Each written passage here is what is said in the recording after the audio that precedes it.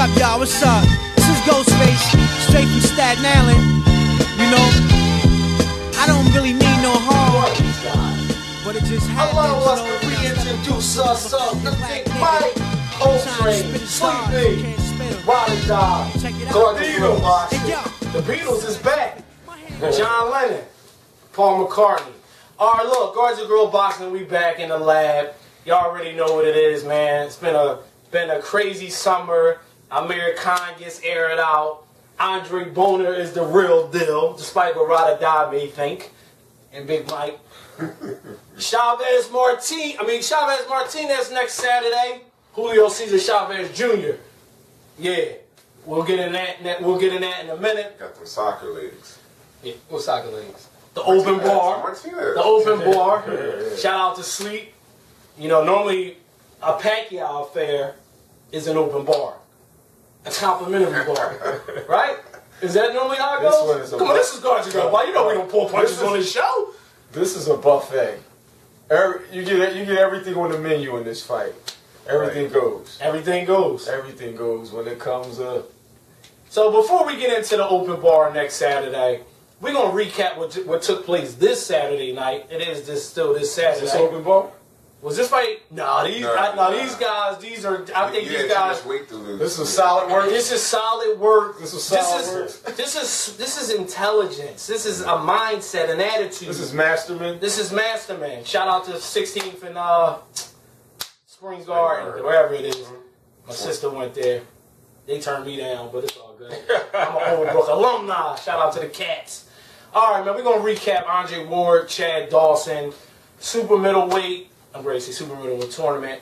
Well, super middleweight tournament winner, Andre Ward, you know, puts his hardware on the line. What was those belts again, Ride or Die? The green one. The green one, the original one. In the WBA. The original belts was on the line. Bad Chad Dawson, light heavyweight champion, moves down to take on Andre Ward. You know, we didn't get a chance to do a prediction show, but you know, all of us picked Andre Ward to win the fight. Well, Sleep was just being. I was just trying to. Sleep knew just being a deep down inside.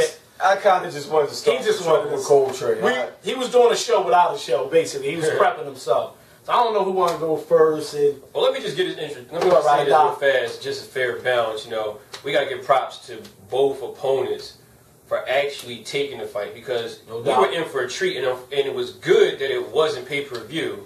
Bad that they didn't get the publicity that it should have got. Right. You know, I mean, it should have been. But they gave it a 24/7. They tried to. Why don't you think it didn't get the publicity? Well, I think that a fight like this. Well, let me say what I think. I think that HBO has a social issue with African American audience. Oh, come on. No, I'm not saying that they racist or anything. I think they're trying to bring. I know exactly. They're trying to bring. Let's face it, a lot of black fans don't watch boxing like they once did, because there's not a lot of black fighters in the game killing it like they once was, other than Floyd Mayweather. Let's be honest. You think it's more of a marketing? It is. They tried it with They tried it with Devin Alexander and Timothy Bradley. That flopped. And this is the next thing. That was one of the reasons why Ward made the switch from Showtime to HBO, because they're trying to go in the direction of bringing the black audience back into boxing. I think that, you know what, I think that the problem is, first of all, Mike, to answer your question, the reason why. Now, what was your question again? Go back. I'm sorry. Why do you think this got the appeal or the buzz that it needed to get? Well, I thought number one, stylistically, people thought it was going to be a snoozer. That's what that was one thing. Yeah, that was number one. And these guys are two very good boxers. Right. You know, talent. We're talking about the essence of Sweet Science. They're right there in that list. Mm-hmm. But number two, just as you know, Coltrane said, and I don't think it's to that point, but boxing has suffered a black eye. It's not too many people buying fights. Not too many people are interested in it. More people are interested in mixed martial arts now than boxing. It's because you get these fights with these weight drain fighters and, you know, washed up fighters, and we put them on pay-per-view, and everybody's like, I've been robbed. When fights like this should be on pay-per-view.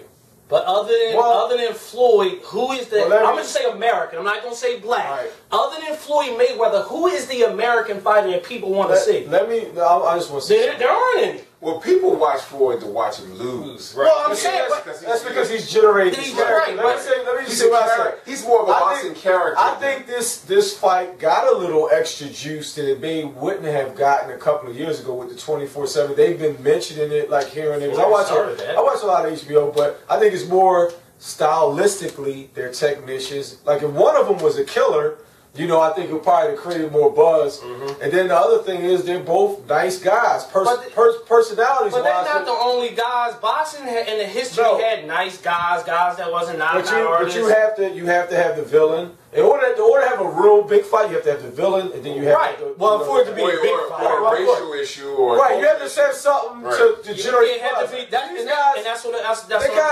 real. Larry Holmes, that was one of the biggest fights. Chavez Jr. Even though they're nice guys too, they have dry personalities. So there's nothing to really bring in the casual fan in the mix. But Juan Manuel Marquez is dry. He's dry. But he's fighting the buzzsaw. But my point being, if Juan Manuel Marquez fought, I don't know, just for another technical fighter, and it wouldn't be any, but it would still draw and create a, you know, it's a fan base there to draw. Y'all think y'all missing my point here? I'm telling you, you check the numbers. They are black people don't follow boxing like they once did in the 80s and the 90s, except when Floyd or when Roy Jones was fighting, except when Floyd Mayweather fights. Why do you think that is? Why? Break it down. Because there hasn't been a lot of good ones. The only other good, you know, Bernard, let's face it, his style is a little bit boring, you know, so people didn't really gravitate to Bernard like that. He couldn't really sound like that. But like when Bernard, what you gonna say? I'm saying heavyweights forget about it. Heavyweights forget about it. Right. They tried. What I was trying to say was they tried it with Bradley and Alexander, but that flopped. And they, like to Sleep's point, they tried to do that. They put a 24/7 on. They brought peep the strategy that they did. They brought Nick Cannon in, you know, a guy that's in the somewhat hip hop world, and they're targeting a certain audience. Somewhat. Yeah, somewhat, but you know what I'm saying. They targeted a demographic. African American origin. Right. They trying to target a demographic. I mean, that anybody that's in any type of marketing, you know, you had certain demographics that you got to target. We were watching the fight earlier. Y'all were speaking to the different styles of the black fighter that a lot exactly. That's what I'm saying. Hold on, break it down. But a lot of people don't understand, like culturally, a lot of people don't understand that top style of fighting. Yes. You have a lot of clenching, tying up, which adds to the science of the fight. And people hate on that style. I'm gonna say it. The black style, a lot of people don't appreciate it, and they hate on it, and they call it boring. They call it not watch worthy. And to me, this is my opinion. I don't think that's fair. I think the sport was founded on the sweet science of boxing. There's a guy in Panama fighting right now that fights just like Pernell Whitaker, who's not black, but I'm sure he'll have a fan base because he has a certain nationality following behind. But back to Big Mike's point. I think that people sometimes hate on black fighters. They say it's boring because it's boxing. That's all I'm going to say on that issue. I don't want to make it a race, a style race. It's not, because I was going to take another swing on it. Because I think that it's just that we've gotten, it's just the sweet science. Because Juan Manuel Marquez, you know, adopts that same sweet science, but people go to watch his fight. And I don't think it has anything to do with the fact that it's a black style, because there's some black sluggers out there. We was just talking about how you'll say that Floyd fights boring when he's fighting, when he's doing his displaying the sweet science of boxing. Right, but call it running. But I think, can I give you my interpretation of the problem? And I want to try to do like a Larry Merchant. I'm going to go all the way back to Rome, right? The Roman days, the gladiators. People want to see blood, guts. They want to see people. But that ain't how the sport was founded, though. I understand that. I understand that argument. You just spoke to the MMA and why the MMA is rising in popularity. It's because people, they always say Big Mike like knockouts. People like that sort of style of fighting. But let's go even a different lane. Like earlier we was talking about the Phillies, and then when the Sixers went to the championship, how there was so much more excitement in Philadelphia because unfortunately, this is not a baseball town. This is a football town, then a basketball town, then a Philly town. For the average, and a lot of black people don't follow baseball. All right, but, I mean that's another issue. That's what I'm saying. like far as culturally, if you look at how the Mexicans and Latinos support their particular fighters, and I'm not saying that there's a disparity in sports as far as what they represent, because you know soccer's heavy there. I think for the average African American viewer, they have NBA, NFL, like that's a good point. Boxing has fallen to the wayside where they're overset. They're watching. We're watching our stars in a lot of different arenas, whereas a Pacquiao. Coming from there, they have a mega star that represents boxing, and it creates this huge uproar. Like, people, Bernard wins the title, nobody even goes to the parades and supports it. Because in Philadelphia, they're too worried about the Eagles. That's just real rap. And that goes for black and for that. Yeah, boxing wasn't always like that. It wasn't a heavyweight division. Look who's here watching boxing right now. 4 boxing degenerates. I couldn't get nobody to come here and watch. They were like, who? Where? I guarantee you, if I call 30 people right now and say, "Did y'all watch the fight?" They're gonna say to me, "What fight?" Right. But I think because we always make the distinction between the casual fans and actual boxing fans, and then the casual fans can't understand and conceptualize a fight like this. What we saw tonight. Right. This was an excellent fight. It was strategy. It was strategy. It was like it was mentally. See, it ain't just a physical sport, and we'll get into the fight in a second. One of the reasons why I think Ward beats anybody out there, because I just think he's mentally like 1,000 miles ahead of everyone else. Right. He mentally, like you see, Chad was mentally. Not only was he physically beaten, he was mentally beaten. Speaking of that, let's get into the fight. Good social topic. I want to say one more thing. I think the other thing is for like the purists and the degenerates in comparison to the casual fan. You got to picture it in comparison to a blockbuster action movie and then a well-written drama.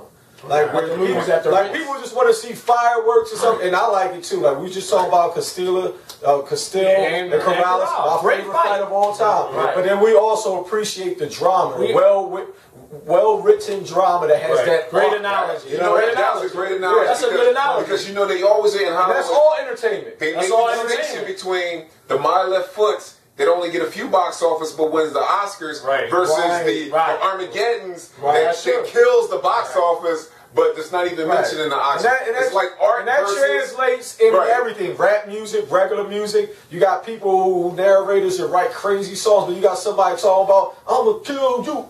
Yeah. You know what I mean? I'm still culturally relevant, but you know what I'm saying. So I think everybody's point kind of fits into. I think we all saying the same thing, but we're just saying it a little differently. That's all. All right, so let's get into the fight. So the fight itself, I mean, we go in. You know, first of all, we go in. We hear. I get smacked on the hand by my brethren here, and shout out to Doc. Shout out to Doc as well because of the knockout factor. Because I get a text from a credible source that says, the odds are changing. From 3-1 to 4-1. Because it's been reported that Chad Dawson was knocked out cold in sparring by a left hook. And no one believed me. I didn't believe the person. I kind of believe you because I don't, I get all my information from you guys. So. I didn't believe the person, but So the bloggers is kind of running the world now, it seems. Well, I mean, this guy was aggressive. That's how information gets out. I know, I'm just saying. But you know what? We know as rumors, the proof is in the pudding. There was no film that surfaced, so, but we just... Well, you can get information, though. Right, but we went in there with that notion, and as we're watching the fight, we're watching the first round, we're like, okay, we see, first of all, leading to a fight, you can have 2 nicer guys, like you said. There was really no drama with the 24/7, so, all right, so it just basically shows that you can have 2 guys that are nice to each other and still go out and do their job and have disdain for each other when the bell rings. And that's all I'm saying, right. Without the drama, without the throwing the money in, kicking the baby, whatever. All right, so anyway, first round we look at it, and I don't know, what Harold Letterman saw, but I saw that Ward was dictating the pace. All right, he was sidestepping, he was giving him angles, putting his lead left foot putting his foot on the outside. I don't know what you guys saw. If you saw something differently, I saw him slipping in the clinches, not really getting tied up, but kind of switching it around, and then in the second round. I felt that Chad won the second round. Yeah. He made an adjustment. He made an adjustment, which a good boxer should do. The whole thing about the scientific aspect. From that third round, and actually I gave Chad the second round, but Harold gave. Harold gave. Let's be real. Harold. I don't want to disrespect. I thought no, he was pretty accurate with that pass. Yeah, they flipped out. He was a little dominant. He had a little too many X's and P's. He's at the other open bar. One Larry Merchant. But from that third round he really was. Larry, he really used to be there a lot. I know. Larry, he worked there. Showed the work. Yeah, that's documented, by the way. From that third round to the 10th round was trigonometry mixed with the Passion of Christ. He got one of those medieval beatings. It was a scientific medieval beating that I've never. I never seen. Like every great fighter that ever existed. We saw Sweet Pea at one point in time with the sitting, the jabbing to the solar plexus. Yeah. We saw Bernard with the pistol weight down. A lot of Bernard. Yep, we saw that. We saw a little Roy. We saw a little bit of Roy Prime. That's what he was doing. He's doing this and he was hooking off. I mean, if you guys have never seen Andre Ward before, I was thoroughly impressed with how he probably a fight you should start. Right. He made Chad Dawson look very, Chad is a talented dude, like you said. It's not like he's some 6'2" southpaw that can box. Yeah. Well, let's talk about Chad's mistakes. The biggest mistake Chad was making early, he wasn't jabbing enough. Like early in the fight, he took him out of his jab. He took him out, but Chad stayed aggressive, which is his new style, where he tries to throw with you. But once Ward started hitting the solar plex, grabbing him, and I think Ward's first success was his able to punch in clinches. Like punch uppercut in the clinches, punch over the hand in clinches. Then he started to get Chad leaning to his left. Once he got Chad leaning to his left, he was able to throw that left hook. And even though Chad ducked, he was able to throw a left, right, then counter again with the left, and that's when he first hurt. Sometimes is a fighter just better than another fighter? Like, sometimes is it that simplistic? Well, I mean, when you got a classroom, there's going to be kids. They're just going to win it. I kind of feel bad for, and everybody know how I feel about Chad. I like Chad. I thought he was going to be like the next somebody.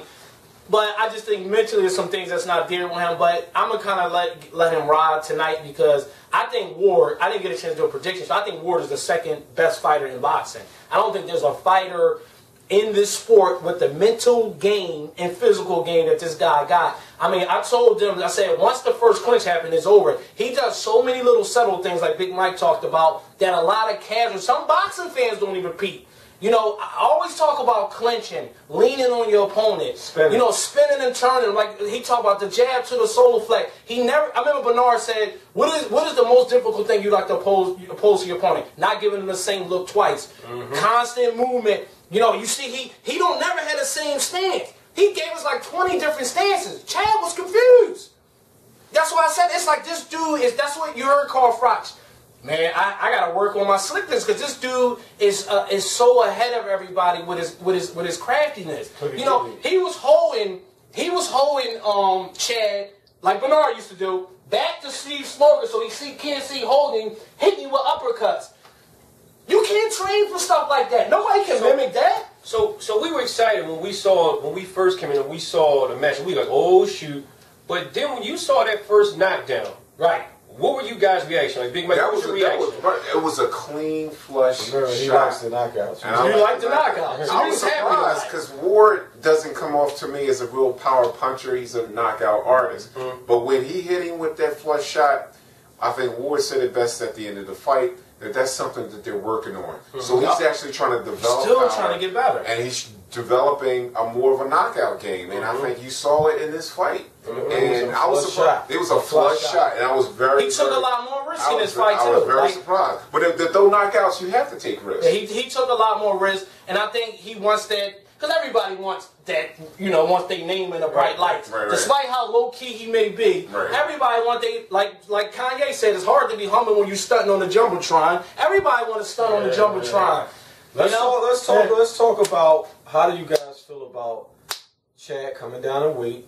Oh, yeah, that was a big factor. That was huge. I thought that was, we saw the weigh-in tonight, and he gained 15 pounds. Yeah, 15. We talked about it. Remember we said it. That's a heck of a thing. Just like. But then you got fighters like Chavez Jr. where it's almost 20. But he walks around. Let me talk about the physicality of doing something like that. Just like my son is playing football, this year, and he had to lose 15 pounds within 2 weeks. And I just saw that the weigh-in was today, and he made it by a couple of ounces. But he slept all day. He was out of his game. I mean, he was rehydrating. That's why they got weight classes in boxing. And it's just, it just takes a lot out of you for your body to just shed all that weight. And my wife, she couldn't understand. She's like, this son, he's just sleeping. But here's the difference between like a boxing and your son. These dudes train all year for a particular number to meet what they weight. Right. And then you all of a sudden, and he's older now too. Let's not forget. Chad is what, 31. 31 now. We saw with Roy, you know, you can't start trimming weight when you get older. See that? I'm not making excuses. But it definitely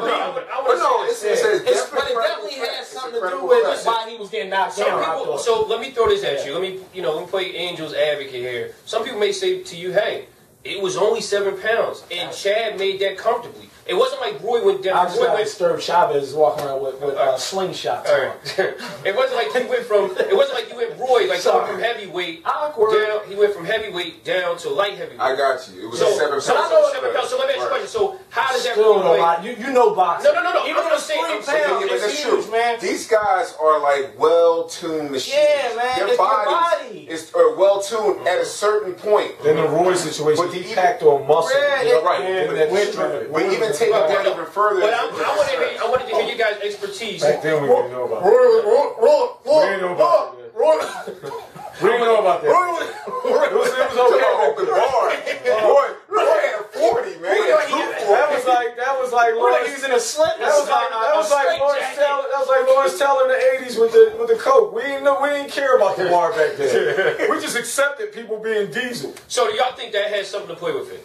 No, we're not. I think what Big Mike said, it was a lot of things. It was a factor. But it was definitely Chad, I think Chad up here. That's what people. You used to say that about it. I argue. I've been saying that too. Yeah, y'all both knew we had the argument in the basement. It was a perfect storm situation. I think after that first round, I think Chad was a little confused. Because when he came in, it's like when he can't get into a rhythm, he mentally checks it. It happened in the past. Listen, but I truly believe since he got back with his coach from his childhood, I think he kind of improved on that aspect. I used to be on him all the time. Yeah. But has he looked But I think this fight was more so he didn't feel as strong as he was, and he was just getting outclassed. But he gave a little.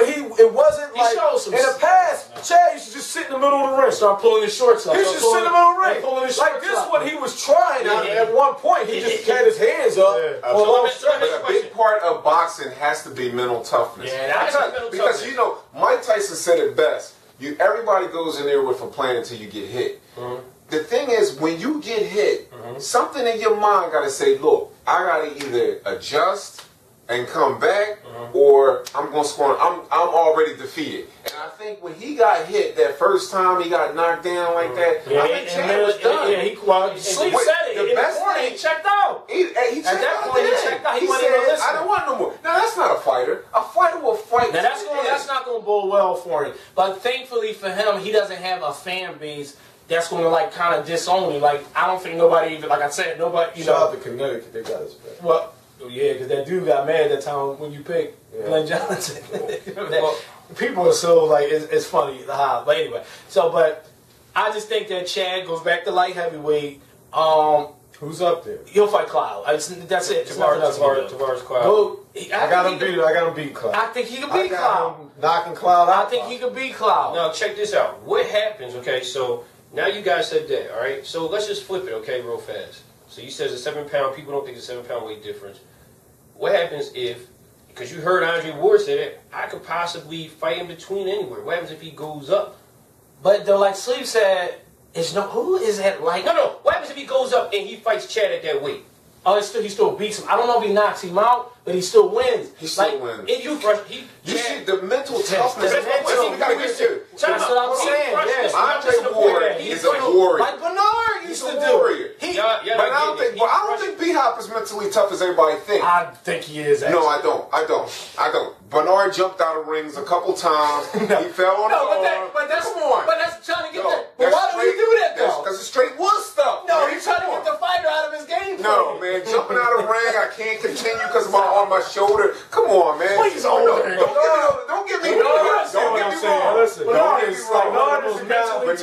Bernard is one of the masters. He's the old head. Listen, he's the old head on the basketball court. He invented when he this gets tired, he starts calling foul and starts going like this to the ref, complaining to the ref. Yeah. But Throw the ball down the court and call not to go back, not to deviate. I want to talk about Andre Ward. Andre Ward is a warrior. He has a mental toughness. He'll throw, but he's a black and white fighter. He hasn't lost since he was 9. The guy should be a mega superstar by now. Right, and this is my point. What I was He going to say. don't have the personality. Well, though. just You know like what? Can I say real fast? This is what I was saying. You gotta act. You know how you gotta act. Let's keep it real. Let's keep it a bean. Oh, you gotta, like when you're a black man or dude, you gotta put your job. You gotta have swagger, some type of But swagger. if he's knocking people out, he doesn't have to do that. But he don't have knockout though. But if this continues, he don't have to do that. My point was, he's That's just right. I don't want him to put his dress on. He's not gonna never do that though. Ho! He's not gonna put his dress on. You saying that as a No, like Floyd Mayweather. I mean, let's keep it real. He wears a dress. I mean, you know, Braun is wearing a dress now. Let's keep it real. You know, it's cooling. All right, so what did Ward do next? We got Chad up at light heavyweight doing that. Well, I think Ryder Dow wanted to say something. I was going to tell you guys something before y'all went on a tangent. I'm sorry. You be going in on Tyler Perry. That basically, if that fight was 7 pounds north, okay, right, the same thing happens because Chad, because Ward is so mentally tough, and Chad in the Pascal fight. This is the Chad I saw in the Pascal fight. That's what I was telling E. No, because watch that fight again. No, but listen. He was more aggressive. But the Pascal fight, I think mentally he wasn't where he is now. I think Ward was that good, and he was a little physically weaker. I think the Pascal, he should beat a Pascal. It's just he's sitting there trying to bomb Pascal out with no technique. But where'd that come from? That come from up here. That's stupid. But he wasn't with Scully. I'll see the change with Scully. Y'all don't agree? No, I mean, it could be I'll see the change with Scully. Yeah, but the mistakes with Ryder, I see with Ryder Dow saying he's still making the boxing. Now, when do y'all see Scully with him against Pat? If he had Scully in his corner, do you think the Pascal fight? That's who Chad. Really, I'm sorry. Let me go back to that. Knox Cloud, that's who he needs to fight next. That's where his money is at. With Pascal. Well, this is his biggest payday. Well, but Pascal he going with Montreal. I think Pascal's going to fight Tavares Cloud, isn't he? That's why he went down to 168 because this was his biggest payday. Yeah, I didn't know that. Ward does not leave California when he fights. You want to get paid? Let's talk about that. He don't leave Oakland. I know. He don't leave Oakland. You know what? That's all part of his negotiating skills. That's a part of negotiating. Hey, listen, the man is a great fighter. Yeah, he hasn't lost since he was. Hey, that's why I used to tell y'all about the Floyd things. I was like, negotiation. If you got to be that weight, that's true. It's two people on the side of the table. But Ward had more to bargain with because he's the money draw. So he could be able to out of the two. So let's go back. Chad got his biggest purse, so he was kind of stuck between the rock and the hard place. So do we? So is Manny Pacquiao forgiven? So we talking about negotiation now? Is Manny Pacquiao forgiven for all he's done? No, I'm not. Hold on. You and your Fox News. Hold on. You and your Fox News.